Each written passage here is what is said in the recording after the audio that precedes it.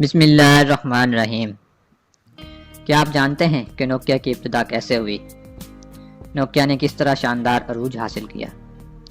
تو آئیے آج کی اس ویڈیو میں ہم جانیں گے نوکیا کے عروج و زوال کی ایک پرکیف داستان۔ نوکیا ایک فن لینڈ کی کمپنی تھی جس کا آغاز 1865 میں ہوا۔ اگرچہ اپنے ابتدا کے بعد یہ کمپنی کافی عرصہ گمنامی میں رہی، مگر اس نے سن 1982 کے بعد باقاعدہ اپنا نام منوایا اور کافی شہرت پائی۔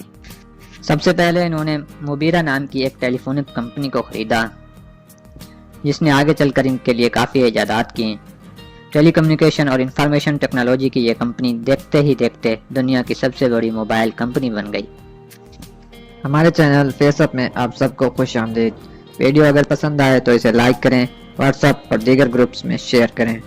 چینل پر نئے آنے والوں سے التماس ہے کہ یوٹیوب پر موجود اس چینل کو سبسکرائب کریں اور ساتھ لگے بیل کے آئیکن کو دبا دیں تاکہ ہماری اس طرح کی انٹرسٹنگ ویڈیوز کا نوٹیفیکیشن آپ تک سب سے پہلے پہنچ سکے۔ 1982 میں نوکیا نے پہلا کار فون متعارف کروایا جس کا نام نوکیا موبیرا سینیٹر رکھا۔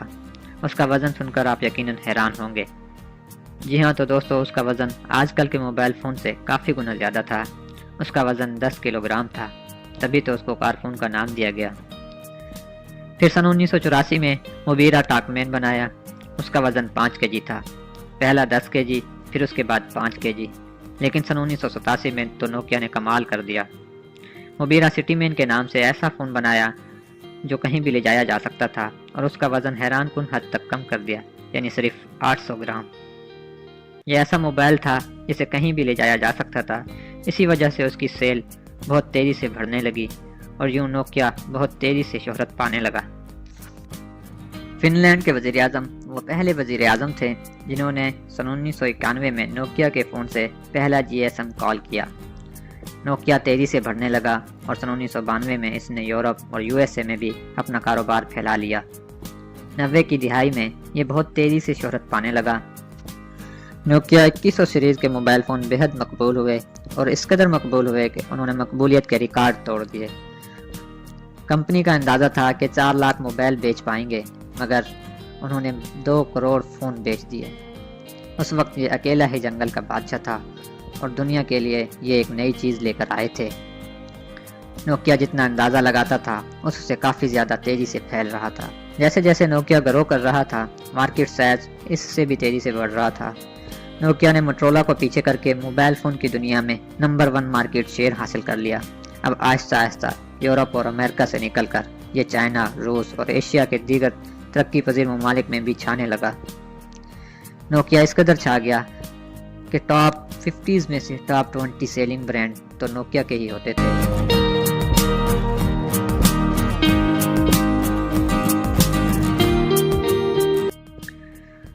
نوکیا 1100، 1110 اور 3310 نے بھی مقبولیت کے ریکارڈ قائم کیے۔ ہر کسی کے پاس یہی سیٹ ہوتا اور اپنی ساخت اور بناوٹ میں اس قدر مضبوط اور پائیدار کہ اگر امی کو غصہ آئے تو موبائل سے ہی بچے کا سر پھوڑ دیتی۔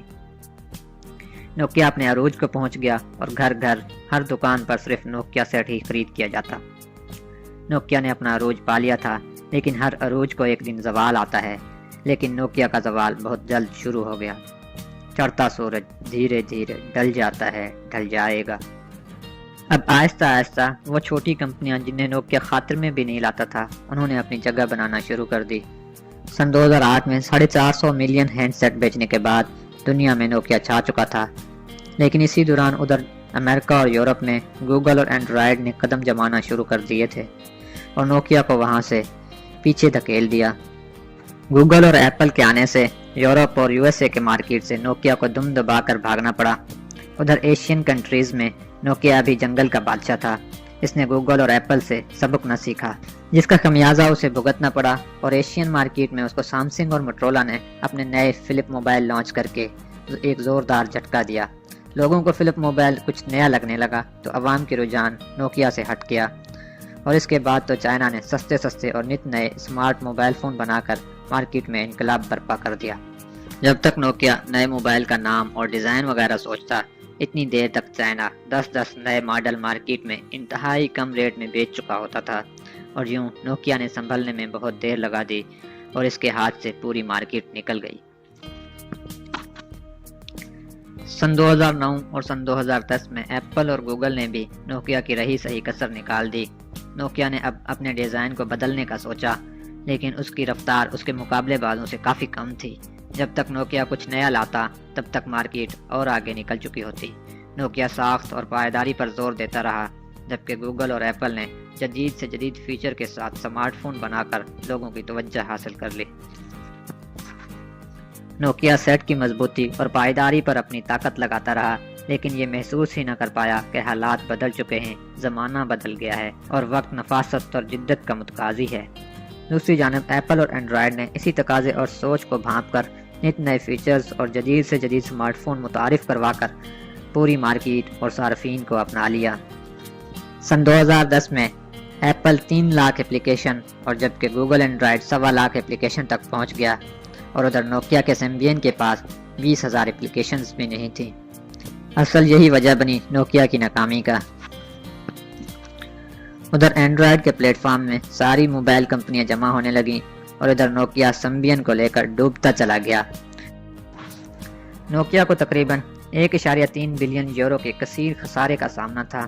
اس نے درجہ بدرجہ اپنے ملازمین فارغ کرنا شروع کر دیے۔ نوکیا نے سوچا میرا سی ای او ضعیف العقائد ہے۔ اس نے سی ای او کو بدلا تاکہ نئے سوچ اور نئے جذبے کے ساتھ نیا سی ای او پھر سے نوکیا کو اس کا کھویا ہوا مقام دلوا سکے۔ نوکیا نے اینڈرائیڈ کے پلیٹ فارم میں آنے کے بجائے اس کے مقابلے کے لیے مائکروسافٹ سے ہاتھ ملایا، لیکن وہ بھی سود مند ثابت نہ ہوا۔